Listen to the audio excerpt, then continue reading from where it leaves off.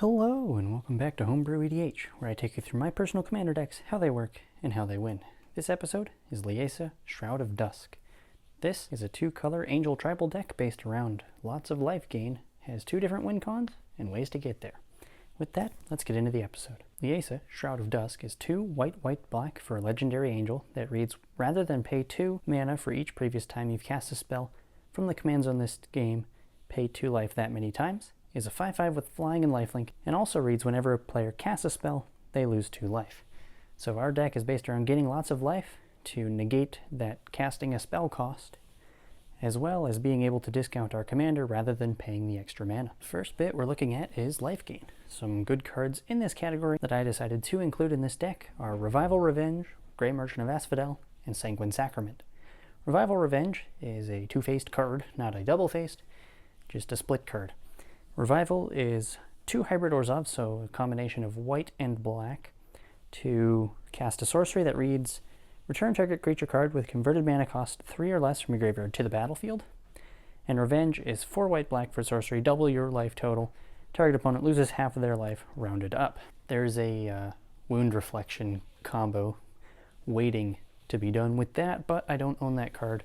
That's why it's not in the deck. Grey Merchant of Asphodel is 3 black for a 2/4 zombie. When it enters the battlefield, each opponent loses X life, where X is your devotion to black. You gain life equal to the life lost this way. So every black mana symbol is 1 devotion. Count those up. That's the life totals there. Sanguine Sacrament is X white for an instant. You gain twice X life. Put Sanguine Sacrament on the bottom of its owner's library. The next category is removal. Funny enough, when I was going through the deck, I happened to pick out all exile target cards and none of the destroy target cards, so that's what I'll just be going over. Despark is a white and a black, same thing with Vanishing Verse, but their abilities are slightly different, to where Despark is exile target permanent, mana value 4 or greater. Vanishing Verse is exile target monocolored permanent, and Anguish to Making is 1 white-black for an instant. It reads exile target non-land permanent, and you lose 3 life, which isn't that big of a deal in a 40 life format with life gain as a focus. Our next category for this episode is Ramp. It's pretty standard in this deck with the Signet, the Talisman, and a Dark Ritual. Not much needs to be explained. The Signet, 2 mana, pay 1, add white-black. Talisman can add either color and deals damage. And Dark Ritual is, well, Dark Ritual, pay a black, add 3 black at instant speed. It's pretty simple. Next, we are going to look at the Angel tribal side of this deck before we get into the Tudors and the win cons. Cards like Starnheim, Aspirant, Rally the Ranks, and Angel of Vitality are good to start this section off with. Starnheim Aspirant is 2 and a white for a human cleric that just reads angel spells you cast cost 2 less. Rally the Ranks is there to buff our angels, giving them all +1/+1. And Angel of Vitality is just an angel that will bolster our life total when we use those cards at any point during the game. Some other decent angels include Aegis Angel, which is 4 white for 5/5 with flying. When it enters the battlefield, another target permanent gains indestructible for as long as you control Aegis Angel. And cards like Vengeful Reaper, 3 and a black for an angel cleric, 2/3 flying, death touch haste. We can foretell it for 1 and a black. Next up, we have the 2 tutors that I decided to include in this deck, Demonic Tutor and Coveted Prize.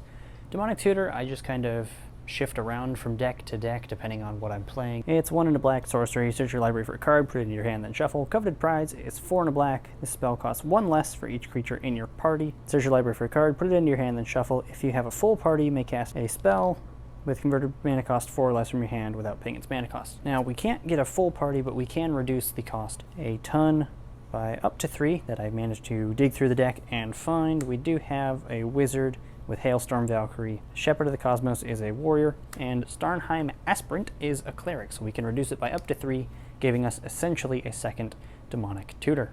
Now, to wrap up today's episode, I have 2 different win conditions in this deck. One is a multi-card combo, and one just wins all by itself with the theme of the deck. The one that wins by itself, because it's simple to explain, is Felidar Sovereign. 4 white for 4/6 cat beast with vigilance and lifelink that simply reads, at the beginning of your upkeep, if you have 40 or more life, you win the game. Pretty simple, pretty self-explanatory. We get our life total high enough, our opponents can't beat us down that fast, we just win the game on our upkeep, and we go from there. The other win con is slightly more complex, but not too hard to understand. It is the ad nauseam Sickening Dreams, Angel's Grace type thing. It's pretty easy to pull off. You just need the 8 mana in 1 turn to do it. How it goes is you cast ad nauseam, hold priority, and then cast Angel's Grace, which means your opponents can't interact with your Angel's Grace. It has split second unless they have some sort of mana ability that can still be used. And what you do, you resolve Angel's Grace that reads, you can't lose the game this turn and your opponents can't win. Until end of turn, damage that would reduce your life total to less than 1 reduces it to 1 instead.